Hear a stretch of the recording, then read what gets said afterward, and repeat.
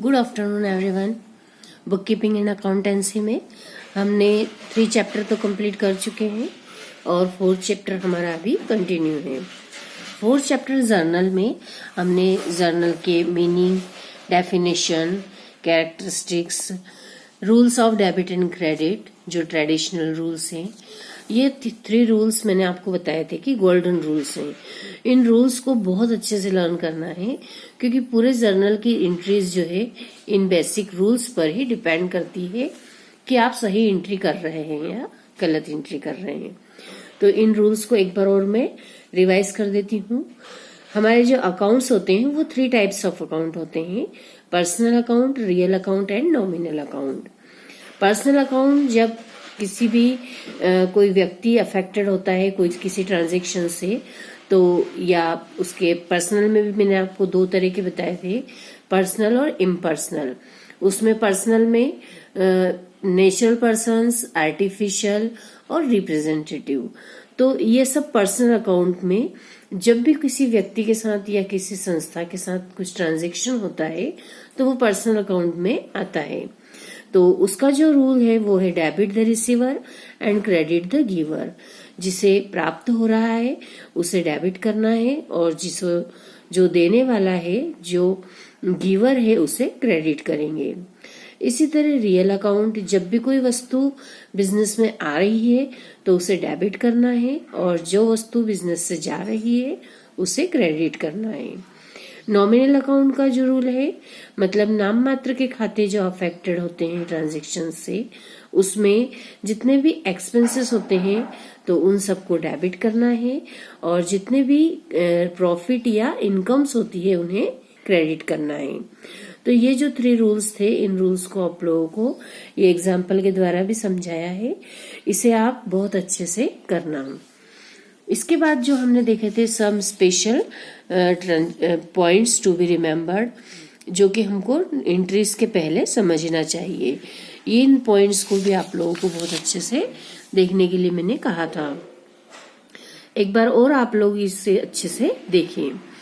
इसके बाद जो फर्स्ट मैंने एग्जाम्पल बताया था आपको, एक एक ट्रांजेक्शन्स को लेकर के और उसको चार्ट के माध्यम से समझाया गया है कि किस तरह से कौन से अकाउंट को डेबिट किया है, उसे डेबिट हमने क्यों किया है, उसका रीजन भी दिया हुआ है और उसका नेचर क्या है। उस अकाउंट का जो नेचर है उसके अकॉर्डिंग उस पर रूल अप्लाई किया हुआ है।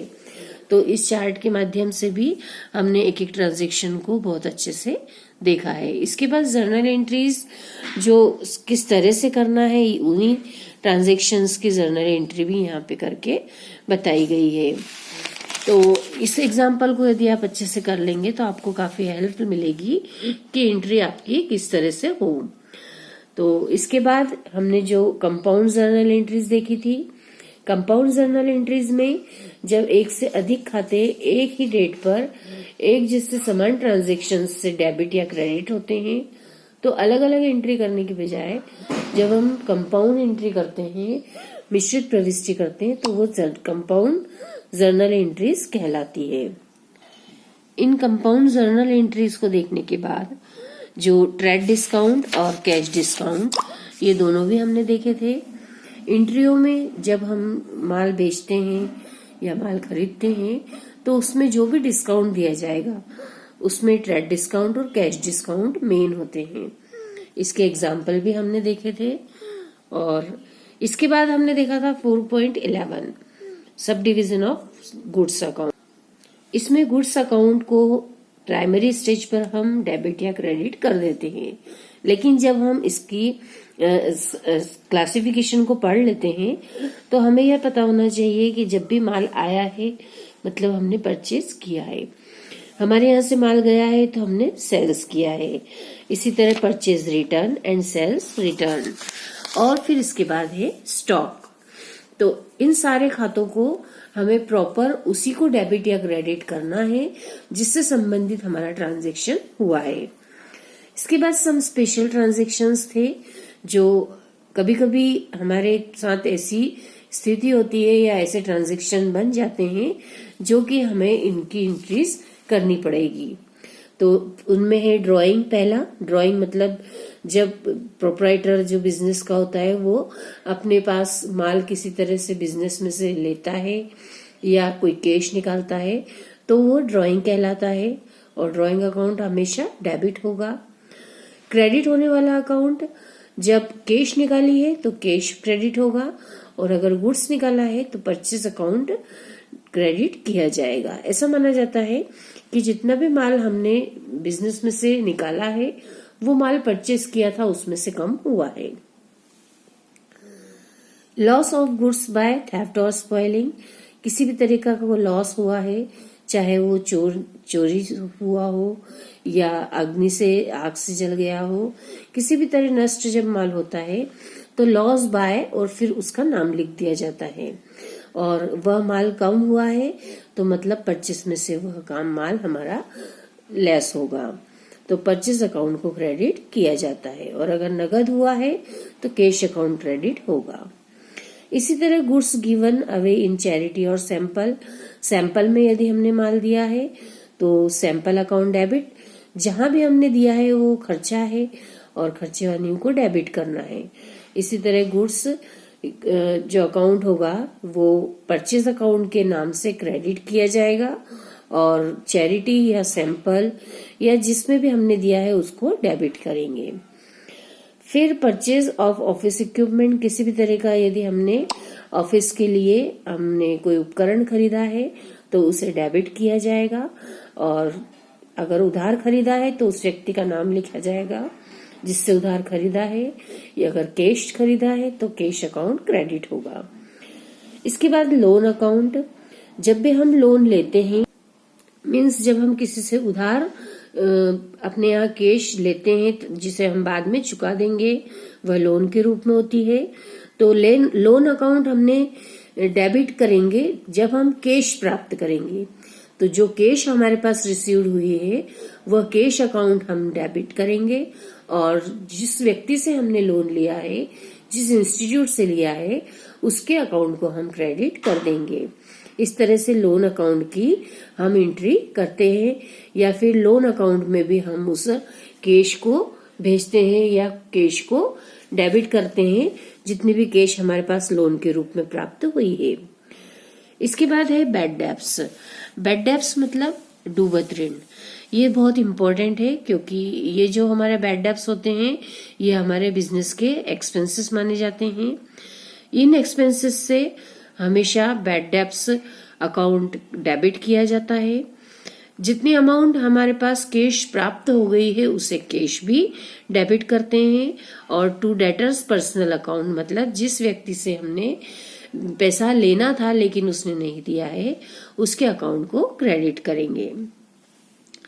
नेक्स्ट सन्ड्री ट्रेड एक्सपेंसेस, जितने भी तरह के कोई अलग व्यापारिक खर्चे होते हैं तो खर्चे और हानियों को डेबिट ही करना है, तो ऑल एक्सपेंसेस अकाउंट डेबिट, और जितना कैश हमारे यहाँ से गया है वो कैश अकाउंट क्रेडिट होगा। अब हम जो पढ़ने वाले हैं वो पढ़ेंगे ट्रांजैक्शन विद बैंक्स। जितने भी व्यापारी होते हैं वो सबसे ज्यादा ट्रांजैक्शंस जो करते हैं वो बैंक के थ्रू करते हैं। जैसे बैंक में पैसा जमा किया, बैंक से चेक इश्यू किया, बैंक से ही हमने किसी को डायरेक्ट पेमेंट किया, किसी भी तरह से जब बैंक के साथ ट्रांजैक्शन किया जाता है तो वो बैंक के साथ हमारे ट्रांजैक्शंस कहलाते हैं। तो आइए अब हम इसे देखते हैं। The transaction of a businessman with his bank are called bank transaction. In the present day business world, almost all the financial dealing in business are made through banks. The businessman opens an account with the bank in which he deposits his income and saving and draw back as and when required. Bank के साथ हमारे जितने भी transactions होते हैं उनका अभिप्राय होगा कि जब हम ग्राहक होते हैं बैंक के लिए हम एक कस्टमर के रूप में रहते हैं, तो उनके साथ जितने भी हम ट्रांजैक्शन कर रहे हैं उन्हें हमको हमारी जो हमारे यहाँ की बैंक की हमने अकाउंट खोला है उसमें हमारी बैंक के अकाउंट में भी उसकी एंट्री करना हमें कंपलसरी है। जो बैंक के द्वारा एक हमारी पासबुक रखी जाती है, बैंक हमारी उस पासबुक में भी एंट्री करती है और बैंक का हमारा अकाउंट उनके यहाँ बैंक में भी खोलती है। तो इस तरह से आधुनिक व्यापार की जगत में अपनी अधिकांश वित्तीय आवश्यकताओं एवं लेन देनों के लिए व्यापारी को बैंक का सहारा लेना ही पड़ता है। व्यापारी के जो लेन देन बैंक के साथ होते हैं, उनका हिसाब रखने के लिए वह बैंक में अपना खाता भी खोलता है। इस खाते में वह अपनी बचत या आय को जमा करता है और जब आवश्यकता होती है तो उसमें से रकम निकाल भी लेता है। तो यह ध्यान रखना चाहिए कि बैंक खाता, बैंक अकाउंट जो होता है वो एक पर्सनल अकाउंट होता है। तो जिस तरह से जर्नल एंट्री हम पर्सनल अकाउंट्स के संबंधित जो भी अकाउंट होगा उसे ध्यान में रख कर करते हैं और यही नियम हम उस पर भी लगाते हैं जो कि हमारे पर्सनल अकाउंट पर लागू होते हैं। तो आप लोग सब जानते ही हैं कि पर्सनल अकाउंट का हमारा जो रूल है वो क्या है। पाने वाला जो होगा वो डेबिट होता है और जो देने वाला होगा उसे क्रेडिट किया जाएगा। यहाँ पे कुछ ट्रांजैक्शंस दिए हुए हैं जिन ट्रांजैक्शन को हम यहाँ समझेंगे।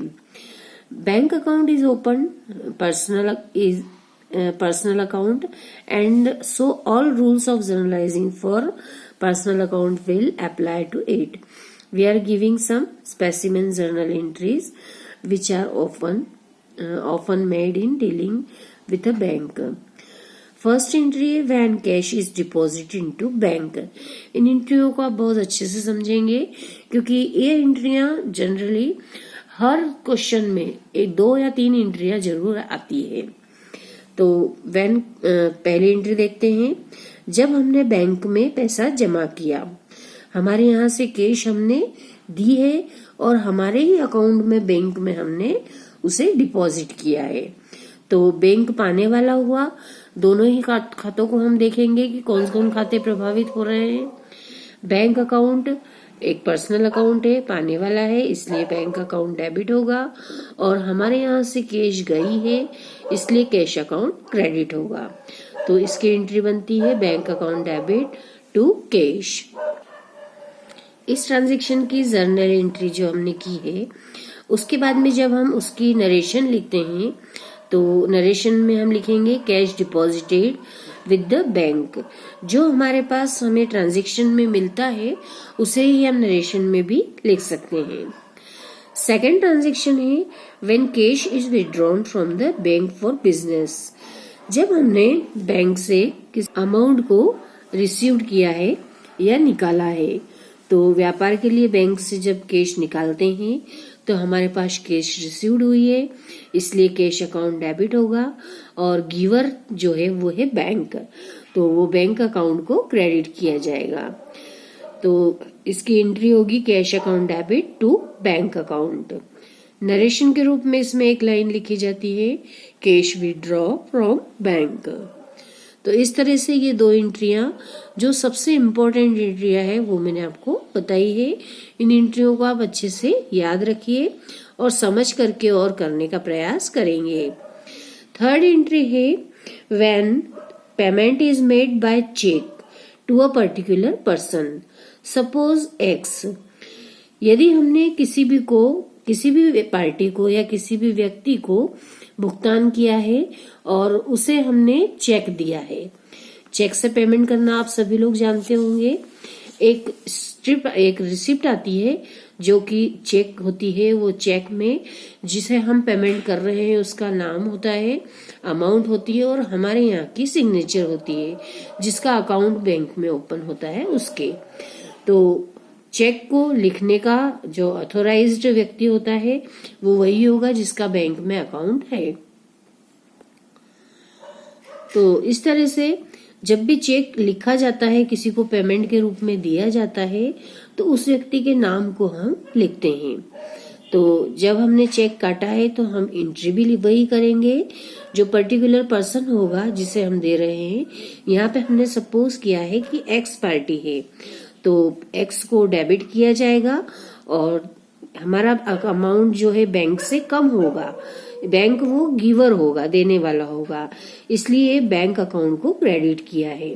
तो इसकी एंट्री बनेगी एक्सेस अकाउंट डेबिट या पर्टिकुलर वो व्यक्ति person account debit to bank, और इसकी जो नरेशन होगी वो चेक इश्यूड टू एक्स। इसी तरह यदि हमने किसी एक्सपेंसेस के पेमेंट के रूप में भी किसी को चेक दिया है, जैसे सैलरी दी है, वेजेस दिया है, किसी को इंटरेस्ट दिया है, तो उसके अकाउंट को भी डेबिट करते हैं। जैसे सैलरी दी होगी तो हम सैलरी अकाउंट डेबिट करेंगे, वेजेस दिया होगा तो वेजेस अकाउंट डेबिट, और टू बैंक, बैंक की ओर से हमारा वह पेमेंट होगा, इसलिए बैंक अकाउंट को क्रेडिट करेंगे।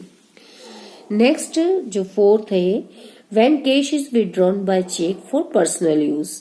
पर्सनल यूज जब भी वर्ड्स आता है तो ये हम मानते हैं कि प्रोप्राइटर के द्वारा अपने निजी उपयोग के लिए यह उन्होंने लिया है या विड्रॉ किया है। तो जब भी पर्सनल यूज के लिए आएगा तो हम ड्राइंग अकाउंट को ही लिखेंगे या हम आहरण को ही समझेंगे। तो जब आहरण किया है तो बिजनेस का एक तरह से एक्सपेंसेस है, और ड्राइंग अकाउंट हम डेबिट करते हैं क्योंकि खर्चे और हानियों को डेबिट करेंगे, इसलिए ड्राइंग अकाउंट डेबिट होगा। और बैंक की तरफ से निकाला है उन्होंने तो बैंक की अमाउंट हमारी कम होगी, इसलिए टू बैंक क्रेडिट करेंगे। तो जब भी हम चेक से पर्सनल यूज के लिए कुछ निकालते हैं तो drawing account debit to bank account पूरी एंट्री होगी। इसमें नरेशन के रूप में लिखेंगे cash withdrawn by cheque for personal use. Personal use की जगह आप ड्राइंग भी लिख सकते हैं। तो इसके बाद की एंट्री देखते हैं, when a cheque draft etcetera is deposited for collection on the day its receipt. जब भी कोई ड्राफ्ट या चेक बैंक से प्राप्त करते हैं जो कि हमें तुरंत जमा करना है, संग्रह के लिए बैंक में हमें उसे भेजना है, तो जब चेक या ड्राफ्ट आदि कोई भी प्राप्त होने की तिथि को ही जब हम उसको कलेक्शन के लिए बैंक में जमा कर देते हैं तो उसकी एंट्री बनती है bank account debit to customers account. जो बैंक अकाउंट है वो पाने वाला है, इसलिए बैंक अकाउंट को डेबिट किया जाएगा, और जिस व्यक्ति से हमें यह ड्राफ्ट या फिर चेक रिसीव्ड हुआ है उसके अकाउंट को क्रेडिट किया जाता है। इसकी नरेशन बनती है check received from customer and deposit for collection on the same day. उसी दिन जिस दिन हमें चेक या ड्राफ्ट मिला है हम उसे कलेक्शन के लिए बैंक में भेज देते हैं या सेंड कर देते हैं। जब हमें किसी ने चेक या ड्राफ्ट दिया है और उसे हमने सेम डे बैंक में डिपॉजिट नहीं किया है तो हमें वह अपने पास ही रखना होगा। तो ये 6 नंबर की एंट्री देखिए, when a cheque draft etcetera is deposited for collection after the date of its receipt. जब हमें उसके कुछ समय तक हमें अपने पास रखना रहेगा उसे, तब एंट्री अलग बनेगी। तो इसमें 2 कंडीशन है। पहली है on the date of receipt of the cheque, जब हमें चेक प्राप्त हुआ है तो cash account debit to customers account. उसे हमने अभी बैंक में नहीं भेजा है तो वो हमारे पास कैश के रूप में रहेगी। तो जब भी हमें रिसिप्ट हुआ है कोई चेक या बैंक का ड्राफ्ट तो हम उसे कैश अकाउंट डेबिट करेंगे और टू कस्टमर्स अकाउंट क्रेडिट करेंगे। तो चेक रिसीव्ड फ्रॉम कस्टमर, उस समय सिर्फ यही एक एंट्री होगी। और फिर उसके बाद जब हमने उसे बैंक में कलेक्शन के लिए भेजा तब हम वही एंट्री को करेंगे फिर से, bank account debit to cash account. हमारे पास जो कैश हमने डेबिट की पहले वही कैश क्रेडिट हो जाएगी और बैंक में हमने भेजा है इसलिए बैंक अकाउंट डेबिट किया जाएगा। जो एंट्री हमने यहाँ पर पहले की थी bank account debit to customers account, ये एक एंट्री तब की जाएगी जब हमने सेम डे उसे अकाउंट में भेज दिया कलेक्शन के लिए। लेकिन यदि कलेक्शन के लिए हमने नहीं भेजा है तो हमें अपने यहाँ पे इस तरह से एंट्री करनी रहेगी, जब हमें चेक मिला तो कैश अकाउंट डेबिट और टू कस्टमर्स अकाउंट। और जब हमने उसे वापस बैंक भेजा नेक्स्ट डे या उसके और आफ्टर 1 डे, तो हम उसके फिर बैंक अकाउंट को वापस डेबिट करेंगे और टू कैश क्रेडिट करेंगे। Check received deposited for collection, हमने उसे कलेक्शन के लिए डिपॉजिट किया। यहाँ पे यह ध्यान रखना है, the receipt of a cheque is regarded as receipt of cash. जब तक हमारे पास बैंक में हमने जमा की उस चेक या बैंक ड्राफ्ट को, तब तक वो हमारे पास यदि है, हमारे पास जब तक रहेगी वो कैश के रूप में रहेगी। और जब हम उसको हमारे यहाँ से भेजेंगे तो कैश गई है ऐसा मानेंगे। इसीलिए हमने यहाँ पे ऊपर कैश अकाउंट को डेबिट और फिर कैश अकाउंट को क्रेडिट किया है।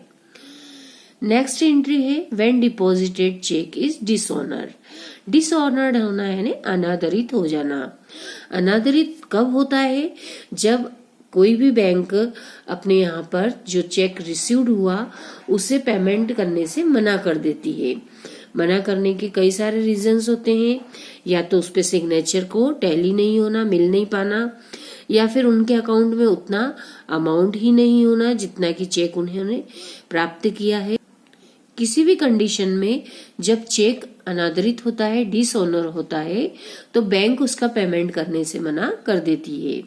बैंक के द्वारा पेमेंट न करना चेक का डिसऑनर होना कहलाता है। तो जब बैंक चेक को डिसऑनर करती है तो वो वापस कस्टमर्स के अकाउंट को डेबिट किया जाता है। और बैंक ने भेजा है इसलिए बैंक गिवर है, तो बैंक अकाउंट को क्रेडिट किया जाएगा। तो इस तरह से आपको डिसऑनर की एंट्री विशेष रूप से याद रखना है। हमने चेक को बैंक में भेज दिया डिपॉजिट होने के लिए, जमा होने के लिए, लेकिन बैंक के द्वारा जब वो डिसऑनर कर दिया गया तो कस्टमर्स अकाउंट वापस डेबिट होता है और बैंक देने वाली है इसलिए बैंकों को क्रेडिट कर दिया जाता है। Next entry when a cheque issued to creditors is dishonoured. जिस ऊपर जो एंट्री थी वो हमें चेक प्राप्त हुआ, हमने बैंक में भेजा और वो डिसऑनर हुआ। अब ये वाली जो एंट्री है 8th वाली, इसमें चेक हमने किसी को पेमेंट के रूप में दिया लेकिन वह बैंक से डिसऑनर हो गया, बैंक ने उसका पेमेंट करने से मना कर दिया। तो हमारे यहाँ पर बैंक अकाउंट वापस डेबिट होगा और टू क्रेडिटर्स अकाउंट क्रेडिट किया जाएगा। इस तरह से चेक जो हमने इशू किया था वो डिसऑनर हुआ है, तो cheque issued to creditors is dishonoured. जो भी हम लेनदार को जारी करते हैं चेक जो बैंक के द्वारा अनादरित हो जाता है तो वो वापस हमारे अकाउंट में आ जाता है। तो बैंक अकाउंट तब हम डेबिट करते हैं और क्रेडिटर्स के पर्सनल अकाउंट को क्रेडिट किया जाएगा। नेक्स्ट एंट्री है व्हेन बैंक चार्जेस और fee for collection etcetera debited and intimated bye the bank. Bank ने हमें इंटीमेशन दी, बैंक ने के द्वारा हमें यह सूचना प्राप्त हुई है कि बैंक में जो जमा राशि का ब्याज था, जो रकम बैंक में जमा कराई जाती है उस पर बैंक ने जो जमा किया है हमारा ब्याज, ऐसे ब्याज के जमा होने की जब सूचना मिलती है तो बैंक अकाउंट डेबिट होता है और टू इंटरेस्ट। इंटरेस्ट हमारी इनकम है और वह इनकम को हम क्या करते हैं, क्रेडिट करते हैं, और बैंक ने दिया है इसलिए बैंक के अकाउंट में डेबिट होगा, मतलब हमारे अकाउंट में वह इनकम प्राप्त हुई है।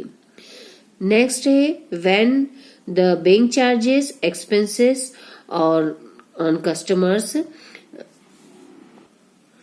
Dishonoured checks. जब ग्राहक ने हमें कोई चेक दिया है जो कि डिसऑनर हो गया है, उस पर यदि कोई एक्सपेंसेस लगा है तो उस एक्सपेंसेस को अनादरित चेक पर होने वाले उस व्यय को बैंक ने कोई सूचना दी हो तो उसकी एंट्री भी हमारे यहाँ करनी होती है। जो एक्सपेंसेस खर्च किया है बैंक ने वह बैंक अपने हमसे वसूल करती है या हमसे वह लेती है। इसलिए customers account debit to bank, ये इसकी एंट्री होगी। Being expenses on customers dishonoured cheque charged by the bank, bank के द्वारा यह चार्ज किया गया है। When funds are borrowed from bank, bank ने किसी भी, जब हमें लोन दिया है या हमने बैंक से किसी भी प्रकार का कभी निश्चित अवधि के लिए कोई ऋण लिया है तो बैंक की ओर से यह एंट्री की जाती है और यह एंट्री हम भी करते हैं। हमें कैश प्राप्त हुई है इसलिए कैश अकाउंट हम डेबिट करेंगे और बैंक के लोन अकाउंट को हम क्रेडिट करते हैं। तो इस तरह से loan received from the bank, bank से हमें लोन प्राप्त हुआ, ये एंट्री की जाती है। नेक्स्ट है when the bank has charged interest on overdraft and intimated, जब हमने बैंक ने हमारे ऊपर किसी भी तरह का कोई चार्ज लगाया है, जैसे इंटरेस्ट ऑन ओवरड्राफ्ट है, तो उसकी यदि बैंक के द्वारा हमारे पास सूचना भेजी जाती है, सूचना हमें देती है बैंक, तो हमें फिर उसकी भी एंट्री करनी होगी। तो इंटरेस्ट अकाउंट डेबिट होगा क्योंकि इंटरेस्ट यह हमारा एक्सपेंसेस है, इसे हमें पे करना है और खर्चे और हानियों को हमको डेबिट करना है, इसलिए इंटरेस्ट अकाउंट डेबिट होगा और बैंक के द्वारा चार्ज किया गया है इसलिए बैंक अकाउंट क्रेडिट होगा। इसकी नरेशन के रूप में interest charge on overdraft, overdraft पर बैंक के द्वारा चार्ज लगाया गया। इस प्रकार हमने जो एंट्रीज देखी है ये सारी एंट्रियां बैंक के साथ जब हम ट्रांजैक्शंस करते हैं तो उससे होने वाली जो हमारी जितने भी अकाउंट्स अफेक्टेड होते हैं उसकी ये एंट्रियां बनती है, किसे हम डेबिट करें और किसे क्रेडिट करें। ये हमारे पर्सनल अकाउंट का जो रूल होता है उसके अकॉर्डिंग ही ये एंट्रियां हमने सीखी है।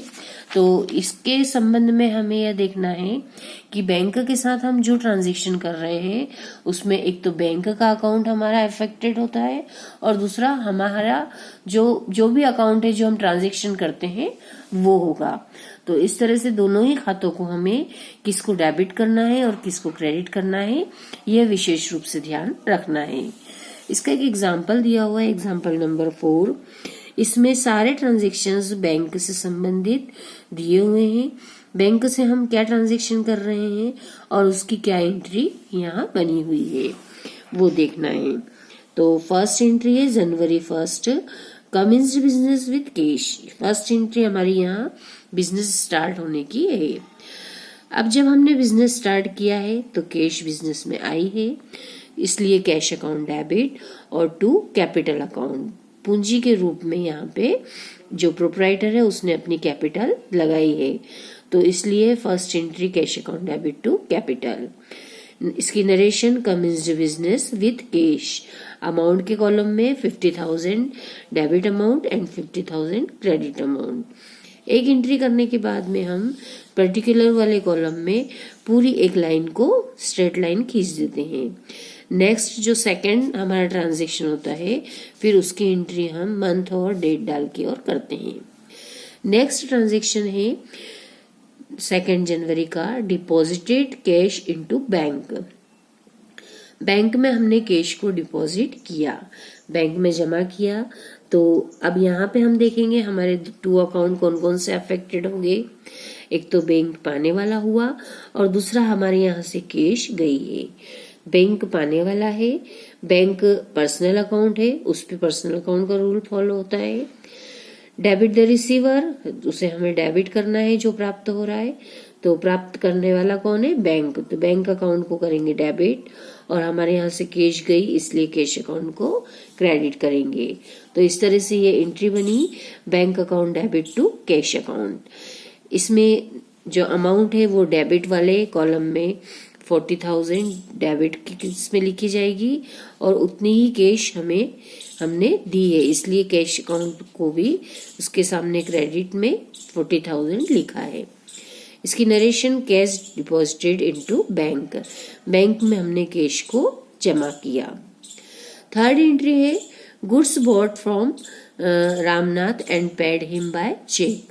हमने 4 जनवरी को माल खरीदा है किससे खरीदा है? रामनाथ से। And paid him by cheque, cheque से उनका पेमेंट किया है। अब हमने यहाँ ट्रांजैक्शन क्रेडिट किया है या कैश किया है? हमने यहाँ ट्रांजैक्शन कैश किया है, क्योंकि हमने उनको चेक हैंड टू हैंड यहाँ पे दिया, तो इसलिए कैश ट्रांजैक्शन में नाम नहीं आता है। और माल हमने गुड्स परचेस किया है, इसलिए परचेस अकाउंट डेबिट होगा। Purchase account debit to bank, जब भी वो चेक से पेमेंट किया जाएगा तो बैंक अकाउंट को क्रेडिट करते हैं। तो इस तरह से इसकी narration goods purchased and paid by cheque. Amount के कॉलम में amount 20,000 debit and amount 20,000 credit की जाएगी। इसी तरह हमें एक एक ट्रांजेक्शन्स को अच्छे से पहले पढ़ना है और उसके समझ करके फिर उसकी क्या एंट्री बनेगी, यह एग्जाम्पल के थ्रू आप लोगों को इसे समझना है। तो ये आपका होमवर्क है। आप ये क्वेश्चन नंबर 4 और क्वेश्चन नंबर 5, ये अब हमारे जो जितने भी सम आते जाएंगे उसमें सारे जो हम ट्रांजेक्शन पढ़ चुके हैं, जितनी भी हमने थ्योरी देखी है, वो सारी थ्योरी इसमें अब एक एक पॉइंट के रूप में आएगी। तो आपको ये 8, 9, 10 मीन्स जितने भी ये पूरा चैप्टर में हमारे एग्जाम्पल्स हैं, इन सारे एग्जाम्पल को आप लोगों को अच्छे से पूरे एक एक ट्रांजेक्शन को करना है। और उसके बाद अगर इन ट्रांजेक्शन में कुछ प्रॉब्लम आ रही है तो आप मुझे बताइए, तो अपन उसे फिर डिस्कस करेंगे। कल अपन जूम मीट पर देखेंगे कि आप लोगों ने कितना इसके एग्जाम्पल्स किए हैं और आपको कौन से ट्रांजेक्शन में प्रॉब्लम आई है, उसे हम देख करके और फिर हम सवालों को शुरू करेंगे। ओके।